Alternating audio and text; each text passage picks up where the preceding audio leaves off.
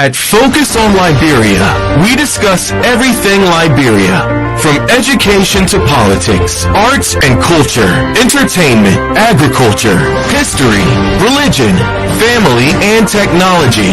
Focus on Liberia uncovers and showcases the best of Liberia and shows the world the truth about Liberia. We educate, elevate, and promote all things Liberia. We conduct interviews, panel discussions, debates, and more. Tune in to Focus on Liberia on Facebook and YouTube and be a part of the stories that make up the news. This is Focus on Liberia, and I am Dennis Jah. At Focus on Liberia, we discuss everything Liberia, from education to politics, arts and culture, entertainment, agriculture, history, religion, family, and technology. Focus on Liberia uncovers and showcases the best of Liberia and shows the world the truth about Liberia. We educate, elevate, and promote all things Liberia. We conduct interviews, panel discussions, debates, and more. Tune in to Focus on Liberia on Facebook and YouTube and be a part of the stories that make up the news. This is Focus on Liberia, and I am Dennis Jah. At Focus on Liberia, we discuss everything Liberia, from education to politics, arts and culture, entertainment, agriculture, history, religion, family, and technology. Focus on Liberia uncovers and showcases the best of Liberia and shows the world the truth about Liberia. We educate, elevate, and promote all things Liberia. We conduct interviews, panel discussions, debates, and more. Tune in to Focus on Liberia on Facebook and YouTube and be a part of the stories that make up the news. This is Focus on Liberia, and I am Dennis Jah. And I am Anthony Seed. A very, very pleasant welcome to Focus on Liberia. Of course, this is the hour of politics. Thanks ever so much for joining the broadcast. And I want you to do me a favor by sharing the broadcast with somebody in your contact. The nation Liberia remains the focus. And as our name suggests, we are focused on Liberia, focusing on the issues affecting the nation Liberia, issues that have everything to do with the promotion of the nation Liberia, everything that got something to do with holding Liberian leaders accountable. And that is the business we're in. And we are so happy and so thankful that you are part of this journey in making sure that there is a future for the nation Liberia. And to ensure that future, we must focus on Liberia. We must be about accountability, and we must be able to understand the issues surrounding the nation Liberia. And so the nation Liberia remains the focus. Share the broadcast with somebody. We have a very unique topic as always. Our topic for today's discussion is the LACC Access Declaration Violators Report. The LACC is the Liberia Anti-Corruption Commission, an institution that is an anti-graft institution. Its responsibility is to promote accountability and transparency in the public sector, and also to hold individuals accountable who will not be transparent and accountable and fair in the process. And it is also charged with the responsibility of holding individuals accountable who will abuse public trust and will be involved in this devil called corruption. That institution has released a report of violators. And so that is what we want to discuss today. And so we couldn't be so thankful that you are here to be part of this discussion and this presentation. And so, folks, we will in no time get to this topic, the LACC Asset Declaration Violators Report. And so the LACC, as it has always done release yet another report that detail the number of government officials, institution by institution, branch by branch, who are in violation of this very significant tool of asset declaration. There's a reason why the LACC is charged with the responsibility of declaring asset. We should also report to you that there is a law, that is the Code of Conduct Law of 2014. That law is one of the brilliant pieces of law passed in our country. The goal of that law is that public officials will be able to exhibit the best behavior in terms of transparency, in terms of accountability, and in terms of ethical behavior as they are given the opportunity to serve our country. This is an opportunity sometime in one's lifetime that they will ever have to serve their country. And the law requires that when one is given that opportunity to serve the country, they should do it ethically, they should be transparent, and they should be accountable. In order to ensure accountability, one of the major requirements in that law is before a public official is to take office in Liberia, that public official must do the very needful, which is that that person will declare his assets and liability. In other words, the public official should tell the people of Liberia what they own and what they owe. So it is a law that is intended to provide transparency and accountability. The law did not only require that one should declare their asset before entering government, but when one is leaving government, that one must also declare his or her asset. The law even requires that if an individual in government is moving from one position to the other, that person should also declare his asset. Even when you are promoted to another position, you must also declare your asset to tell the Liberian people, look, this is what I have in my possession as my assets and liabilities.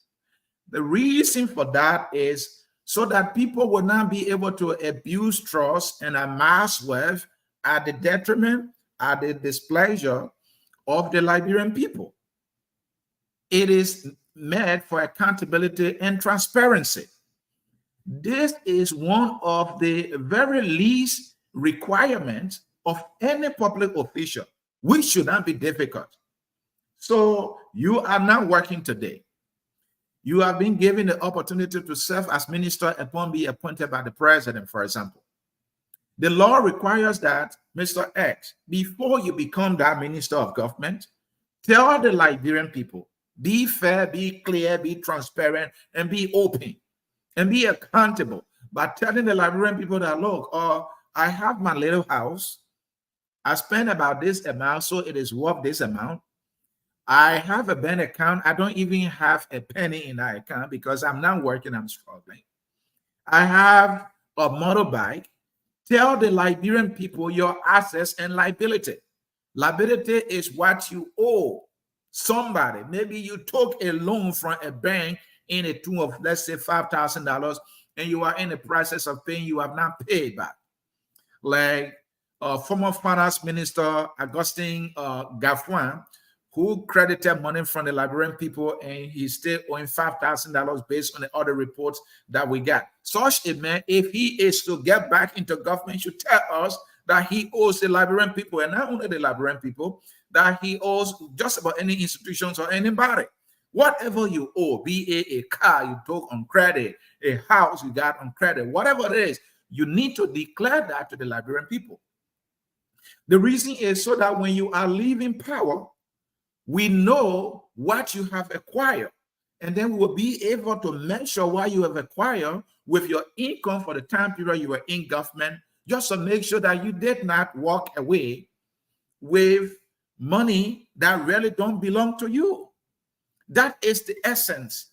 So let us see what are the importance All right. What is the importance, to put it right here, of asset declaration? Why should people declare asset?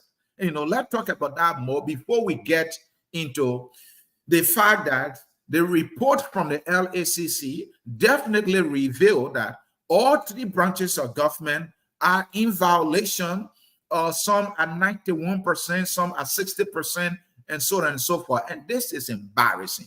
This is the least we expect our public officials to do, to tell us what they owe and what they own, their assets and the liability. And this is not something difficult. From the president down to senators, even judges, lawyers, I'm telling you, they are in violation. And we are here to give you a breakdown of the report. But we first of all want to share with you what is the significance of asset declaration for public officials, why they must or should declare their assets as required by the law. What is the rationale? What is the wisdom behind this requirement by law for them to declare their assets? It's important that we know, what will it do? What will it prevent? How will it promote transparency and accountability? What is the essence of it? What is the importance? What is the significance of declaring assets? What will it do? Why do they have to tell us, their assets and liability before they can serve in government? There are so many good reasons why. Let's get to know some of those reasons before we reveal to you the failure of this government. And this government failed miserably, disappointingly, on assets declaration. So let us get to know the importance of the asset declaration. There are so many reasons why this is important. Number one, it prevents corruption. How does it prevent corruption? If I'm to be the one to serve as Minister of Education, why do I have to tell the people of Liberia whether I have a house, whether I have one car or two cars, whether I owe on a house or on a car? What do I owe? Everything. Why? The reason is to prevent corruption. That's number one reason. By requiring officials to disclose their assets, it becomes easier to detect and prevent corruption, illicit enrichment, and conflict of interest. Hello? So that is one of the reasons why people must declare their asset before they enter government, because by doing so, you prevent the act of corruption. And how is that prevented? By requiring the public official to declare their assets, it becomes easier to detect and prevent corruption, illicit enrichment, and conflict of interest. Number two, it promotes transparency. How does it promote transparency when one declares his assets and liabilities? Public access to these declarations enhances transparency and accountability in the public sector.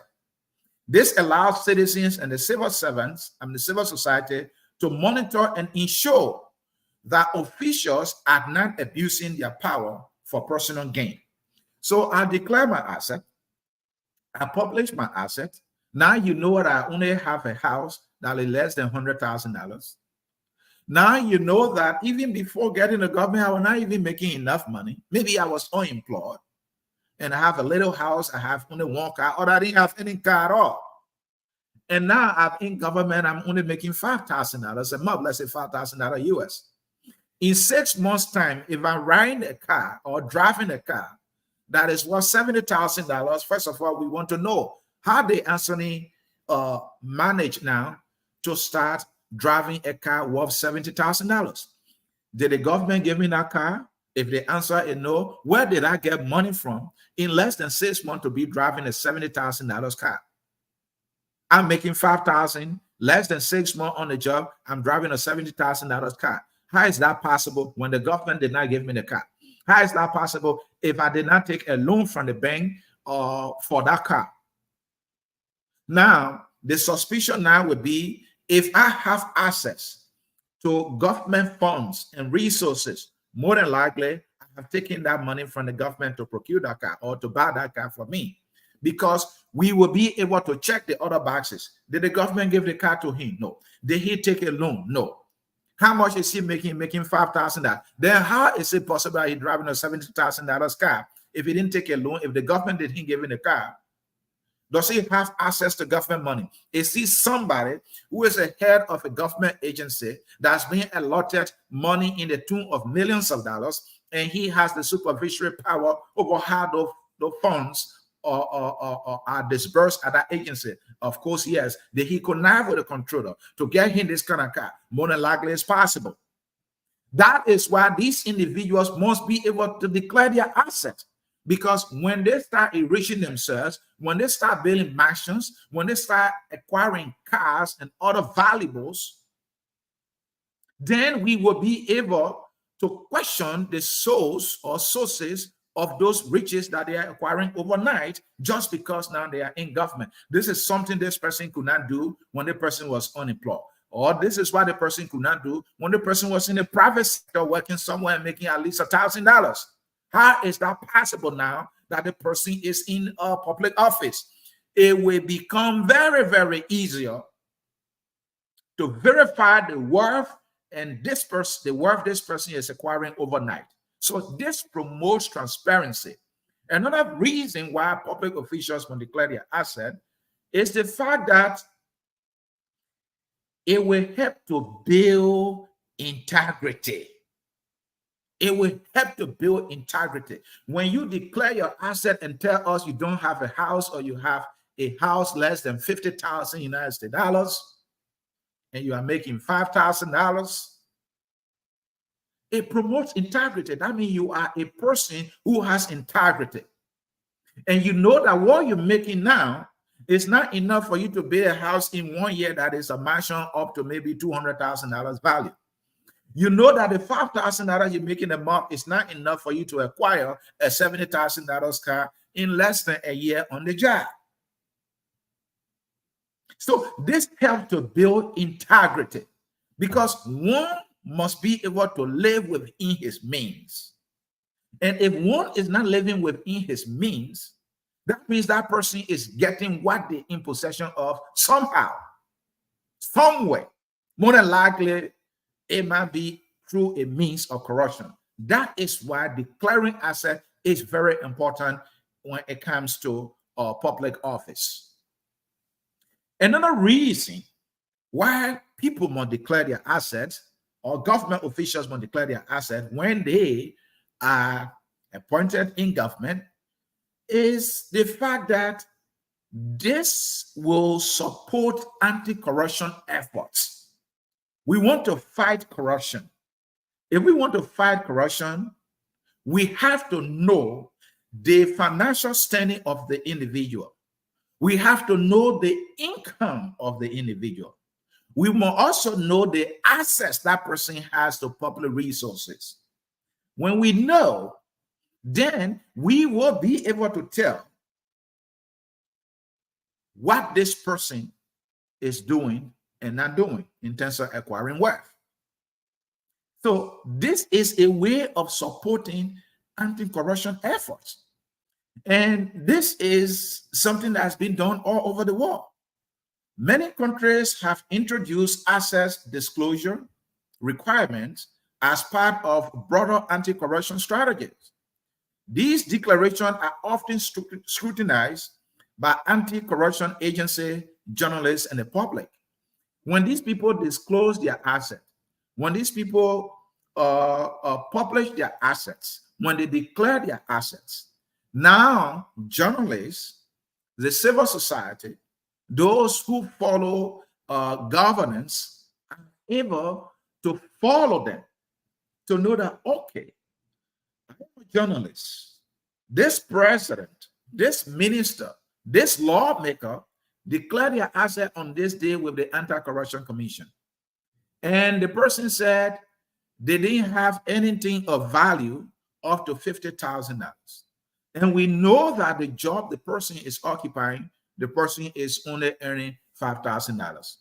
So no way this person can build a house that is worth $200,000 in a year or 2 years. This is not possible, especially in Liberia, where, because the unemployment rate, I don't even know what the percentage is, right? But we know that those who are employed are the ones, family members who are unemployed rely on. So if you are in government, and more than likely you are the only person from that family who is working, your uncle children, your sister children, and everyone else will be coming to you for tuition, even feeding and all that. So how can you be making, an income of $5,000, and if $5,000 you have pretty close to 50% relying on that one income for their survivability, and it is from that very $5,000 you want to tell us you are now acquiring a car worth $50,000 and bidding a mansion worth $200,000. Something is not right somewhere. It will be easier for us to be able to suspect that this particular public official is either abusing public trust, using government money for their own personal gain, or this person is acquiring wealth illicitly or engaged in corruption. So these are the reasons why declaring asset, is so important when one enters government. It is a law that must be abided by. So here is the thing. When the Unity Party was in opposition during the time of the CDC, the Unity Party was loud when it comes to the enforcement of this particular law. The law requiring government officials to declare their asset before they enter office. Now, let us be clear. President Bouaka, when he was elected, he failed to declare his asset before he could start job. Before he could start the job. Mr. Bouaka had a press conference in which he said that he would declare his asset, and he will ensure that everyone in his government will declare his asset when he wins. Mr. Bouaka ended up winning. President Bouaka failed to declare his asset before taking office. That was a violation of the law. The law is clear that any public official before taking office must declare his assets and liabilities. Mr. Bouaka failed to declare his assets and liability. It became an embarrassment. So because we journalists and other active individuals in Liberia, we started calling on Mr. Bouaka to be able to honor his own promise. There was mounting pressure on Mr. Bouaka.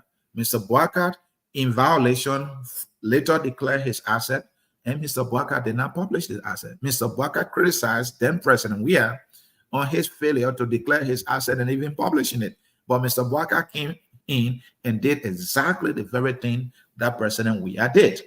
Howbeit, he later declared his asset.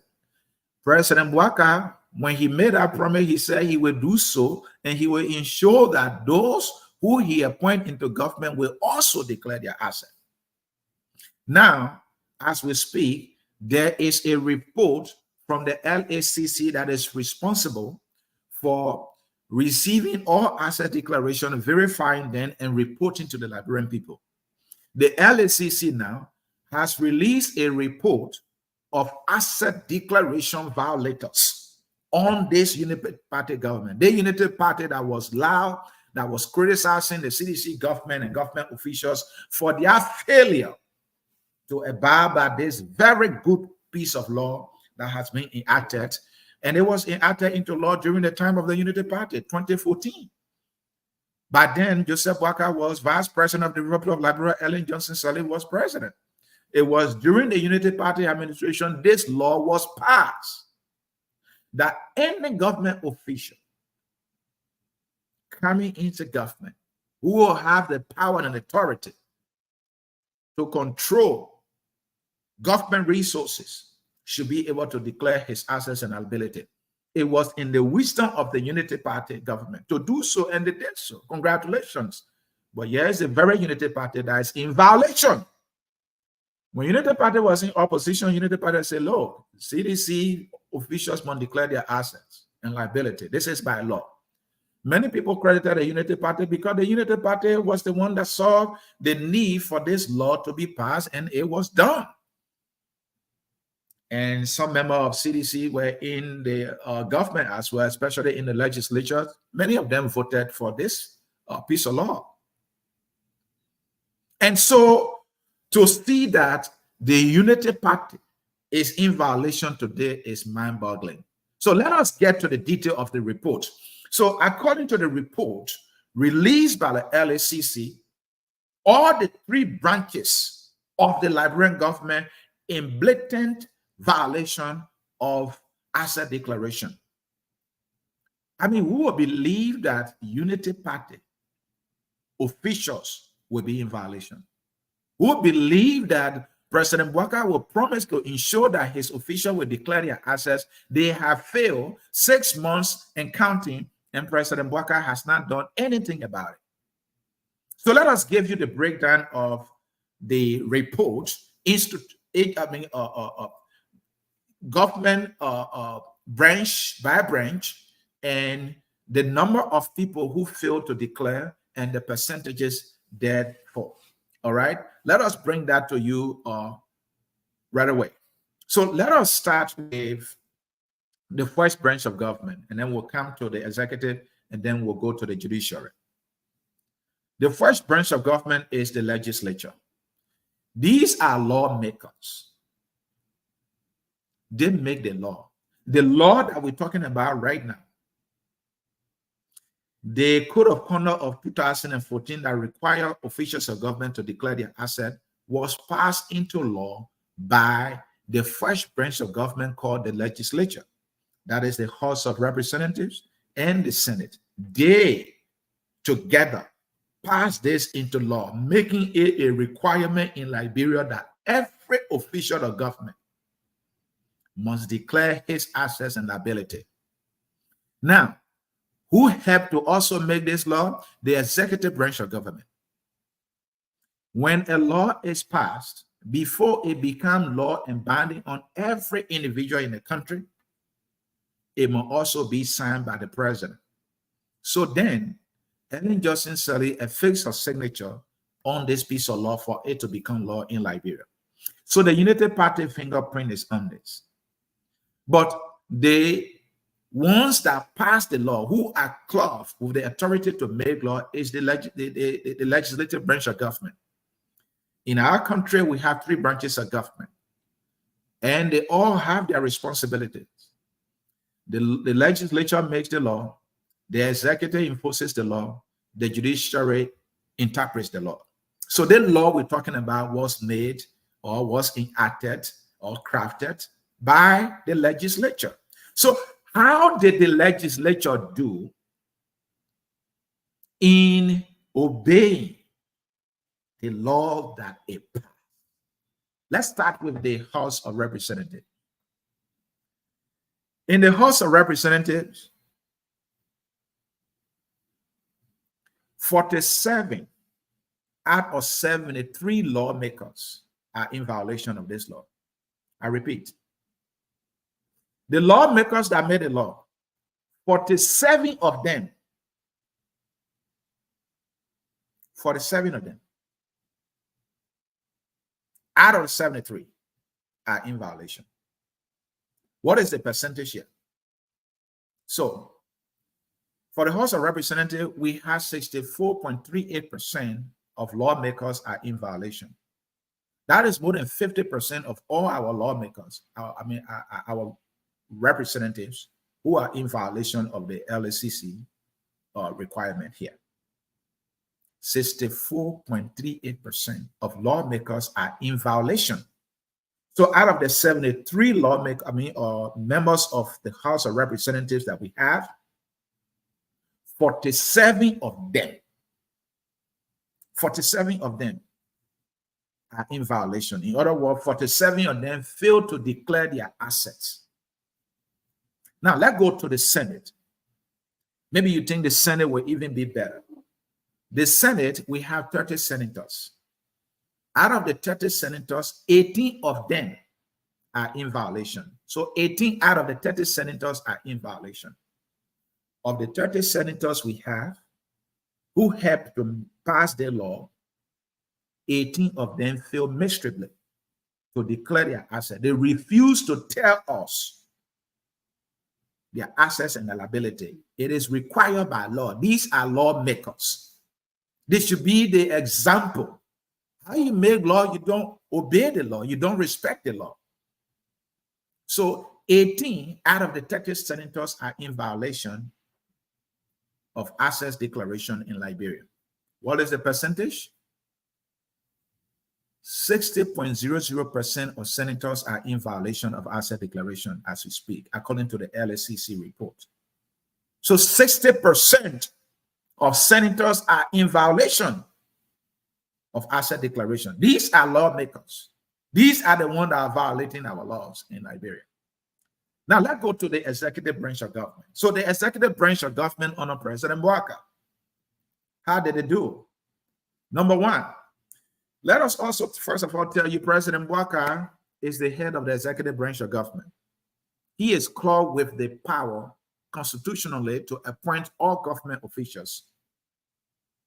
So President Bouaka appointed a total of 1,281 public officials who are in government today.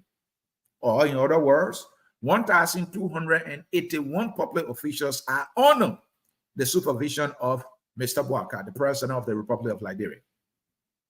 And President Bouaka promised that he will ensure that all his officials will declare their assets. He did so in violation, but he has done it now.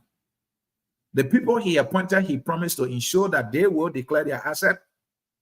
Out of the 1,281, only 900, out of the 1,281, 959 of them are in violation. So 959 out of 1,281 public officials appointed by President Bouaka are in violation. 959 government officials have failed to declare their assets and liabilities. President Bouaka promised to ensure that they will do so. They have failed. A report is out as we speak. President Bouaka is yet to ensure that they do so as he promised. These public officials are themselves aware that there is a requirement for them to declare their assets and liability before they can take office. They have taken office. That means they're in violation. They are burying themselves in violation, and they have no regard whatsoever for the law. This is a disrespect and insult to the intelligence of our people. That we don't care, we'll do whatever we want. We will not abide by the law. We are above the law. They remain in violation. All right? So, apart from those appointed, of whom 959 are in violation of the asset declaration, we also have additional 84 officials not appointed by the president who are also in violation of the law. So if you add the 84 to the 959, you have over 1,000 plus government officials who are in violation of asset declaration in Liberia. And the president says that even though he promised to do something about it, he has not done anything. So let us know what is the percentage of violation from the executive branch of government. Let us find that out. The executive branch of government, those appointed, the violation percentage is 74.86% of public officials are in violation under the executive branch of government. So under Bouaka's watch, 74% of his government officials are in violation of asset declaration. And yet, President Bouaka, who promised that he would be a president of the rule of law, asset declaration is an ingredient of rule of law. When the law requires that one does this, it must be done. The president, it says by, he has a government, an executive branch of government that he has, and 74% is in violation of asset declaration. And there's no action whatsoever, and it's okay in Liberia. Now, I know you are disappointed. I know you are heartbroken that the lawmakers are in violation. I know you are also disappointed that the executive branch of government under President Bouaka The Unity Party government that promised to be different from the CDC government, it is in blatant violation of our law. This is a simple law. And I know you are disappointed. And then you are wondering, but when will our leaders respect our laws? Earlier, we were able to explain to you the essence, the importance of declaring assets. And the president promised to do so. Now, so I think you are of the opinion now, well, if the lawmakers are in violation, and if the executive branch of government is in violation, maybe the judiciary branch of government will do okay. Because when we're talking about the judiciary, that is the branch of government that's responsible to interpret the law. They know the interpretation of the law. They know what the law says. They know what must be done. And after all, these are lawyers. At the judiciary branch of government, we're talking lawyers, we're talking judges here. So you think that the ones that are clothed with the authority to interpret the law, the lawyers, the judges who are cognizant and sensitive to the law, to the issue of justice and accountability, will not be in violation. But here we have it. Let's look at the judiciary branch of government. So the judiciary branch of government under Chief Justice Shana Ayon is also in violation. So here we have it. We have 333 officials who by law are required to declare their assets and liability. So of the 333 officials of government at the judiciary branch of government required by law to declare their assets, 305 out of the 333 are in violation. Hello? You looking at that number? We're talking lawyers, judges here. We're talking the judiciary branch of government here. 305 out of 333 officials at the judiciary branch of government are in violation of asset declaration. It's almost like almost all of them fail to declare their asset. What is the percentage under the judiciary branch of government? 91.59%, 91%, almost 92% of officials at the judiciary branch of government are in violation of asset declaration. So you see where we are as a country. People at the judiciary branch of government fail miserably to declare their assets and liabilities. Now, let me share something with you. So when these people don't declare their asset, what happened?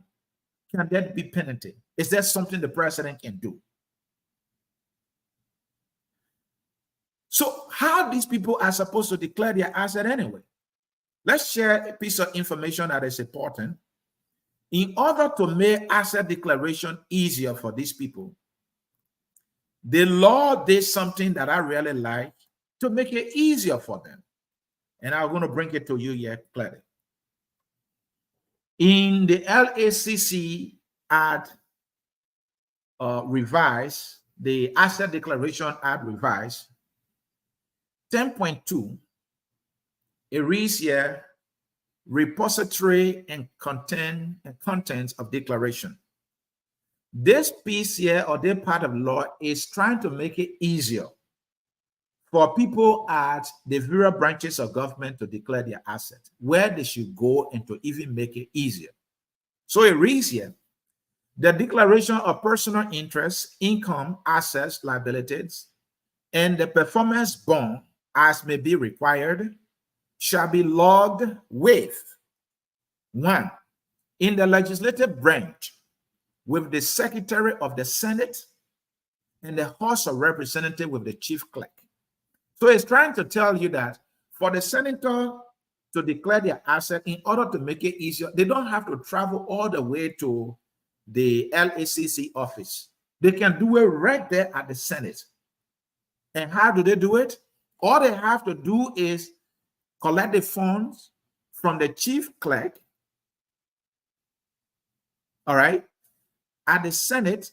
All they have to do is, with the Secretary of the Senate, pick the form off from the Secretary of the Senate, fill out your form, and give it to the what? The Secretary of the Senate, who will do the rest of the job for you. Provide the information. That all they have to do at the Senate. At the House of Representatives, you do the same with the chief or clerk of the House of Representatives. Pick out your form from the chief clerk, fill out the form, tell us why you owed, all your assets and the liability, and submit the form to the chief clerk. The chief clerk will take it and take it to the LACC, and it will be fine. The law made it easier that they don't have to cross the street. They can sit in their office there or at that very Capitol building and get it done right there. Even at that, these lawmakers feel miserably to declare their assets. They are all most of them are in violation of this law. Now, let's come to the executive branch of government. In the executive branch, with the General Auditing Commission, if you are part of the executive branch of government, you can declare your assets and liability through the General Auditing Commission. And then it also say here, in the judiciary branch, with the clerk of the Supreme Court, and at each event, such receipts shall be notified to the Liberian Anti-Corruption Commission. So if you are at the judiciary, all you have to do is you go to the clerk of the Supreme Court right there at that very building, and you can pick out the form, fill in the form, and then your assets and liabilities are ready to be declared. The law made it simple for these people. And now we see that the House of Representatives is in violation, 64%. The executive branch of government is in violation, 74%. The judiciary branch of government is in violation, 91%. Can you imagine that? All the three branches of government have failed to abide by the piece of law. Now that these people have failed to declare their asset, does the law say what can be done to them to hold them accountable? Yes, there's something that can be done, especially for those at the executive branch of government. Now, there's a new article here that explain what can be done, and I'll read that for you. LACC vow collaboration with other agencies to enhance withholding of compensation, including salaries, for exiting officials who fail to comply. In other words, they are saying that when these officials, especially those at the executive branch of government, fail to declare their assets, sanctions can be placed on them by the executive branch of government. In other words, President Buhari can put some restriction on these people, can deny them, can even dismiss them, can withhold their salaries. He has the power to do so. Sanction await the non-compliance, meaning that those who fail. So it reads here also, upon approval by the legislature, the LACC will collaborate with the Ministry of Finance and Development Planning, Liberal Revenue Authority, Public Procurement and Concession Commission, Liberal Business Registry, National Identity Registry, and other government services providers to impose the following sanctions on non-compliant officials: withholding of compensation as one, including salaries and other bonuses, refusal or denial of government services such as business registration, tax clearance, passport renewal, national ID, and so on and so forth. So there's a law the executive branch of government can do to hold the individuals accountable. It is within the president's power to do so. So all the 74% of government officials under the executive branch of government who are in violation, President Buhari can say, hey, finance ministry, don't pay these people. Until they declare their asset, they will not get their compensation. The president can even go as far as suspending them for not declaring their asset. He has declared his asset. He has published his asset. He has promised that he will ensure that they do the same. They have not done so. He can withhold their salary. He can suspend them. He can even fire them for their failure to abide by the law. But this is not happening right now. They are all in violation, and the president sits idly by. So if we are not achieving accountability and transparency, corruption will remain the order of the day, because we don't know why the people owe, we don't know what they have, we don't know if they are amassing wealth, we don't know. The way to know is to first of all know what they have before coming into government. Now, those who are leaving government, they are not even declaring their asset while they are leaving. We don't know whatever they were able to acquire illicitly or through the abuse of power. We don't know. They're gone. No accountability whatsoever. So the goal here is that our officials don't respect our laws, and as much as they don't respect our laws, they don't subscribe to anti-corruption strategies, and we're not going anywhere. That's the fact. We are not going anywhere because our officials will be accountable. They will be transparent. We must be able to fight corruption, and the first step to doing so is for people to declare their assets and abilities. We thought to bring you a breakdown of the LACC Asset Declaration Violators Report. We believe we've done our job, and now you are in the know that our government officials, this government, the Bouaka government, has failed miserably when it comes to asset declaration, and President Bouaka needs to do something about it. And those government officials at the judiciary branch of government, at the legislative branch of government, who are in violation, must show us respect by respecting our laws. Lawmakers must respect our laws.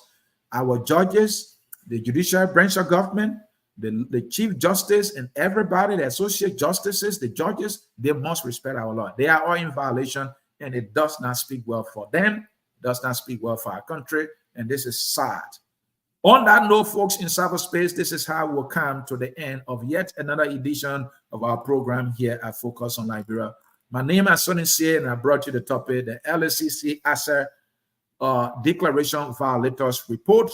Until we see you again when we do this evening, my name is Anthony C, bidding you farewell and leaving you with the song that says, "We are all Liberians." Enjoy the song, and we'll see you this evening. Thank you for watching, and bye-bye. We are Liberians.